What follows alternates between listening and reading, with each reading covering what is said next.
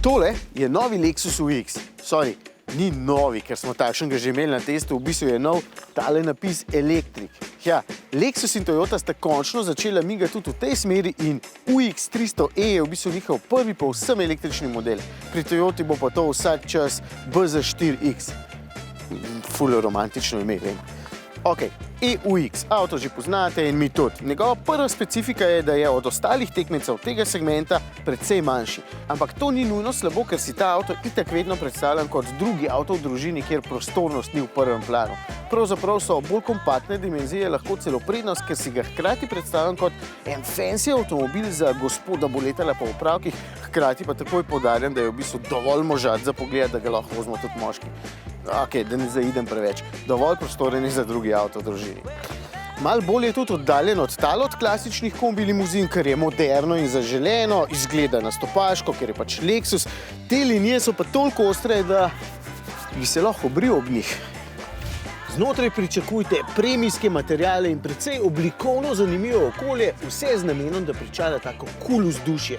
Tale kvazi miška je še vedno prisotna in še vedno mi ni všeč, vse ostalo pa je fajn. Material je odlični, sedim zelo udobno in mi je prijetno, fizičnih stikal je dovolj, predvsem pa je kompletno tole okolje zelo fajn.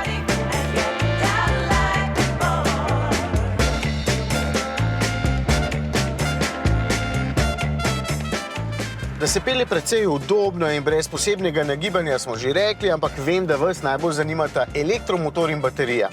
Podatki pravijo takole. Motor ponuja 150 kW moči, kar je po domače 204 konjičke. To pa zadostuje za pospešek od 0 do 100 v 7 sekundah in pol. Več kot dovolj hiter je v bistvu v praksi. Pogon je samo na sprednji kolesi, baterija pa ima bruto 54,3 kWh, od katerih je uporabnih okrog 50 kWh. Vem, bistveno manj kot ponujajo nekateri tekmeci, zato je doseg po VLTP okrog 300 km, v praksi v bolj hladnem vremenu, pa če boste veliko na avtocesti, pa samo okrog 200. Ampak tudi to ni nujno hiba. Razložim zakaj.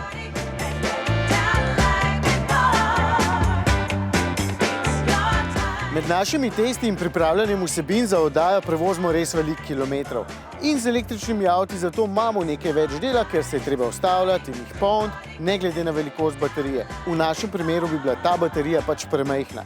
Če pa gledam na UX kot na drugi avto v družini, vam pa takoj povem, da ga več kot enkrat tedensko ne boste polnili, ker z njim ne boste pogosto delali dolgih poti.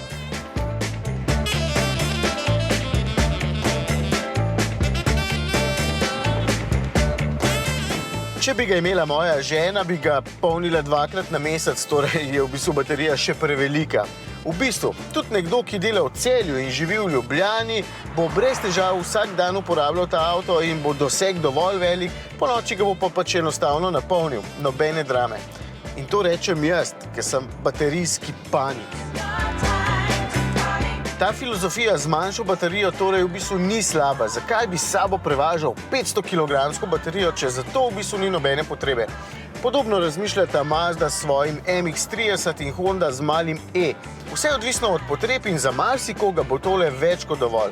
Pri Lexusu so hoteli ohraniti tudi nekaj občutka med vožnjo, kar je pri električnih avtih težko, če tehtajo 2 toni.